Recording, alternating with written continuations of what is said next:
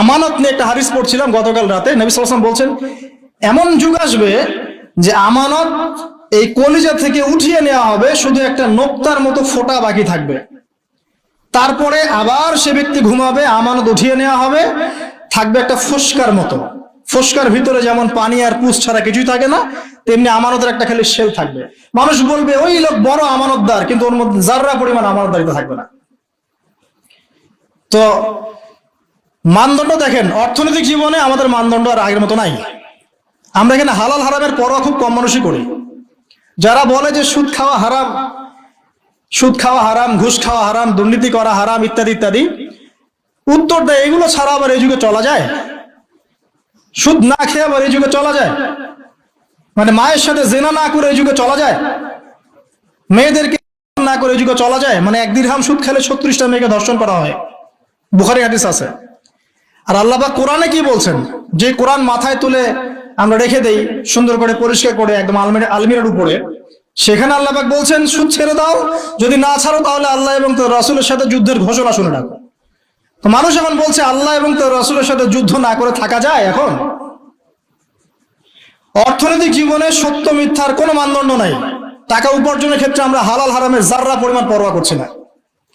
দাড়ি টুপি রেখেও দেখবেন অনেক সময় আমরা এমন কিছু ব্যবসা শুরু করেছি যেখানে ধর্ম অনেক দূরের বিষয়। অনেকে ধরা পড়ছে এখন বিভিন্ন অভিযানে, প্রশাসনে দেখবেন দাড়ি টুপি পাগড়িওয়ালা। তো এরা কি ইসলাম বোঝে না? অন্যরা না হয় বোঝে না, এরাও কি ইসলাম বোঝে না? ধর্মকে অনেক সময় ব্যবসা বানিয়েছি আমরা, ধর্মকেও অনেক সময় ব্যবসার হাতিয়ার বানিয়েছি আমরা। দেখবেন বহু এমন জায়গা আছে যেখানে ভণ্ডামি হচ্ছে, বেদাতি কাজকর্ম হচ্ছে, কুফরি হচ্ছে, শিরক হচ্ছে, মানুষ লক্ষ লক্ষ টাকা ঢালছে ওখানে গিয়ে, গরু দিচ্ছে, ছাগল দিচ্ছে, কি যে কি করছে না করছে আপনারা আরো ভালো জানেন। তো হালাল হারামের কোনো পরোয়া আমরা ইকোনমিক লাইফে করছি না, আর পলিটিক্যাল লাইফে তো করার প্রশ্নই ওঠে না। আর ইবলিস তো অনেক আগে দায়িত্ব ছেড়ে দিয়েছে, জানেন? ইবলিস অনেক আগেই দায়িত্ব ছেড়ে দিয়েছে। যখন সে এরকম চেলাপেলা তৈরি করে ফেলেছে, এখন সে রিল্যাক্সড। আরো সে বসে ওর যে কুরসি আছে সমুদ্রের উপরে, সমুদ্রে ওর কুরসি এবং আরশ আছে, এটা জানেন নাকি? হয়তো জানেন না। সমুদ্রের উপরে ইবলিসের কুরসি আছে, আরশ আছে। ওটা কুরসি না, সম্ভবত আরশই বলা হয়।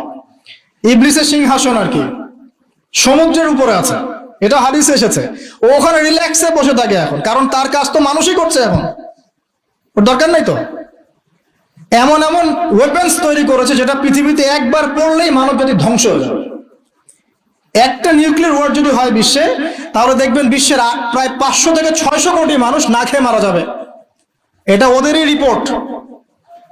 এটা লাগিয়ে দেওয়ার জন্য তারা উস্কাচ্ছে। একবার ইউক্রেনকে উস্কায় রাশিয়ার এগেনস্টে, একবার তাইওয়ানকে উস্কাচ্ছে চায়নার এগেনস্টে, একবার একে একবার ওকে। মানে পৃথিবীটাকে আর সুশৃঙ্খল রাখার কোনো উদ্দেশ্য নিয়ে তোদের নাই।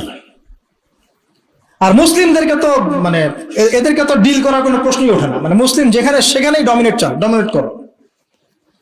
তো যারা এই জায়গায় আছে, সত্য মিথ্যা, ন্যায় অন্যায়ের চূড়ান্ত মানদণ্ড যে আল্লাহর ওহী, এটা ওদেরকে কে বুঝাবে?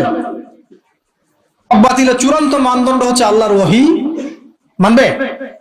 ওই সভ্যতাকে আমরা ফলো করি এবং ওদের সবকিছু আমরা অনুকরণ করছি। দাসী তার মনিবকে অনেক আগেই জন্ম দিয়েছে। ন্যায় অন্যায়ের মানদণ্ড উল্টে গেছে এখন।